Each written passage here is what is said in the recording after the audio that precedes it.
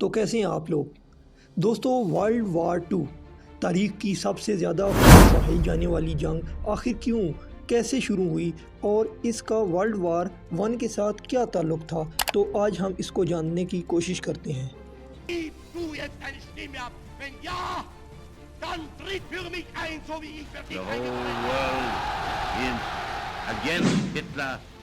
उन्नीस सौ 19 यानी 1919 ये वो साल था कि जब अभी वर्ल्ड वार को ख़त्म हुए कुछ ही अरसा गुजरा था। तो इसके नतीजे में पीस को मेंटेन रखने के लिए एक बहुत ही फेमस ट्रीटी साइन हुई, जिसे ट्रीटी ऑफ वर्साइल कहा जाता है।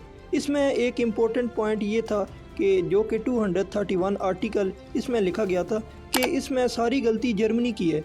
इसको गिल्ट क्लास वार भी कहा जाता है, क्योंकि ये बेसिकली कह रहे थे कि भाई ये वार जिन भी ममालिक के दरमियान हुई हो, गलती सिर्फ़ और सिर्फ जर्मनी की है। असल में फ्रांस और ब्रिटेन ये चाहते थे कि जर्मनी एक भारी कीमत पे करे इस जंग को हारने की, और वो अपने नुकसान की कमी भी जर्मनी से पूरी करना चाहते थे। नतीजा ये कि ट्रीटी ऑफ वर्साइल के अकॉर्डिंग जर्मनी को $33 बिलियन देने को कहा गया, जो कि आज के दौर में 270 से 300 बिलियन डॉलर बनती है, जो कि बहुत ज़्यादा बड़ी अमाउंट है। और जर्मनी को ये अदा करने में तकरीबन 92 साल का वक्त लगा। आखिरी पेमेंट जर्मनी ने इसकी तब जाके 2010 में की थी। हालांकि जब जर्मनी ने इसकी पहली पेमेंट 1921 में की थी, तो इसके साथ ही जर्मनी में अनएम्प्लॉयमेंट तेज़ी के साथ देखने को मिलती है और इकॉनमी का बेड़ा गर्क हो जाते हैं, और एक बहुत तेज़ी से बढ़ती हुई महंगाई और इसके साथ गुर्बत। In October 1929, the US stock market crashed. Billions of dollars were lost and an economic depression swept across the world.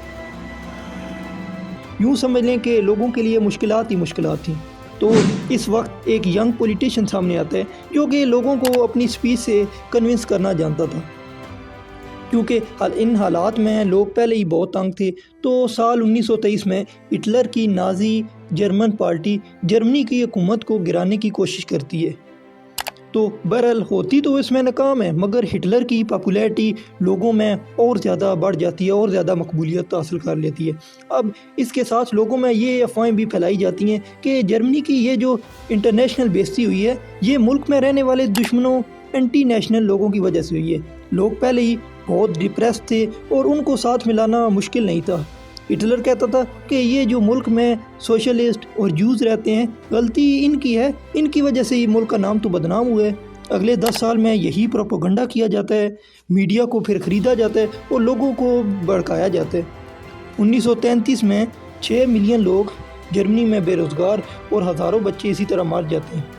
तब हिटलर 1933 में जर्मनी का डिक्टेटर खुद को कंसीडर कर देते हैं और सारा कंट्रोल फिर अपने हाथ में लेकर जर्मन एम्पायर बनाने के ड्रीम को पूरा करने में लग जाता है। एक ऐसा एम्पायर यानी जिसमें सिर्फ एरियन नस्ल के लोग होंगे और जूस और स्लेविक लोगों के लिए इसमें कोई जगह भी नहीं होगी। लोगों के अंदर जूस के लिए नफ़रत को मज़ीद बढ़ाने के लिए द थ्योरी ऑफ जूडियो पॉलिटिज्म भी दी जाती है, जिसमें लिखा जाता है कि 1917 में रशिया में जो रेवोल्यूशन हुई थी, इसमें यहूदियों का याद था।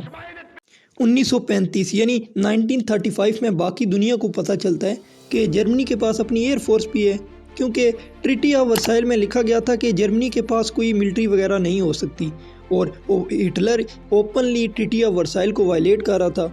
लेकिन इस वक्त साथ ही ब्रिटेन के लोगों को लगता था कि ये जो शराइत ट्रीटी ऑफ वर्साइल में लिखी गई हैं वो जर्मनी के लिए बहुत ज़्यादा अनफेयर हैं। हम तो उनसे एक तो पहले ही इतने ज़्यादा पैसे ले रहे हैं, उन बेचारों के मुल्क की ये हालत होगी और मुल्क की मिलिट्री भी नहीं हो सकती, इतना तो नहीं हमें करना चाहिए। फिर इसके बाद जून 1935 में Britain Anglo German naval agreement sign करता है। इसके तहत हिटलर को ये हक दे दिया जाता है कि वो अपनी नेवी बना सकता है। फिर इसके बाद जर्मनी की बढ़ती हुई मिलिट्री देकर फ्रांस चौकन्ना हो जाता है। फ्रांस अपने ईस्टर्न बॉर्डर पर 450 किलोमीटर की एक ऊंची दीवार खड़ी करता है, जिसे द मैग्नोट लाइन का नाम दिया जाता है। फिर साल 1938 जब हिटलर को लगता है कि अब उसकी मिलिट्री प्रिपेयर हो चुकी है, वो अपनी पहली नज़र डालता है साथ वाले मुल्क ऑस्ट्रिया पर। वो चाहता था कि जर्मन स्पीकिंग सब मुल्कों को एक मुल्क बनकर रहें और उन ममालिक के रिसोर्सेज को इस्तेमाल करके वो अपने मुल्क को भी बेहतर बनाना चाहता था। फरवरी 1938 में हिटलर ऑस्ट्रियन चांसलर कर्ट शेशनिगे से मिलता है। उससे मिल के एक एग्रीमेंट साइन करता है, जो कि एग्रीमेंट ज़बरदस्ती का होता है। इस ज़बरदस्ती के एग्रीमेंट से हिटलर प्रो नाजी लोगों को ऑस्ट्रियन गवर्नमेंट में जगह देता है और इसके साथ ऑस्ट्रिया की जेल में भी तमाम नाजी कैदियों को आज़ाद कर दिया जाता है। यानी एक ही महीने के अंदर ऑस्ट्रिया में हालात आउट ऑफ कंट्रोल चले जाते हैं। ऑस्ट्रियन चांसलर को भी लगता है कि अगर इस चीज़ को रोकना है तो क्यों ना पब्लिक से पूछ लिया जाए कि ऑस्ट्रिया आज़ाद ही रहे या फिर इसको जर्मनी में शामिल कर दिया जाए, एक वोट के ज़रिए। जैसे ही इस चीज़ की खबर हिटलर को पता चलती है, हिटलर फ़ौरन अपनी आर्मी को ऑस्ट्रिया में भेज देता है। विना शहर में आर्मी को देखकर ऑस्ट्रिया के चांसलर कोई खून खराबा नहीं चाहते, वो अपनी सीट से एट अ टाइम उसी वक्त रिज़ाइन कर देते हैं। हिटलर प्रोपेगेंडा के थ्रू झूठी खबरें फैलाता है कि ऑस्ट्रिया में कुछ कम्युनिस्ट लोग हैं जो दंगे कर रहे हैं और ऑस्ट्रियन गवर्नमेंट ने हमें इस चीज़ को रिज़ॉल्व करने के लिए बुलाया है ताकि हम लोगों की हिफाजत कर सकें। और फिर अगले ही दिन पार्लियामेंट डिज़ॉल्व होती है और ऑस्ट्रिया जर्मनी में शामिल हो जाते हैं। असल में ऑस्ट्रिया में रहने वाले लोग ज़्यादातर हिटलर के हक़ में थे, क्योंकि वो सोचते थे कि हम जर्मनी के साथ मिलकर एक मुल्क बन जाएंगे तो इस तरह हम एक सुपर पावर बन जाएंगे। इसके बाद हिटलर की नज़र अगले मुल्क चेकोस्लोवाकिया पर अब पड़ती है। चेकोस्लोवाकिया पर अब इस मुल्क के बॉर्डर पर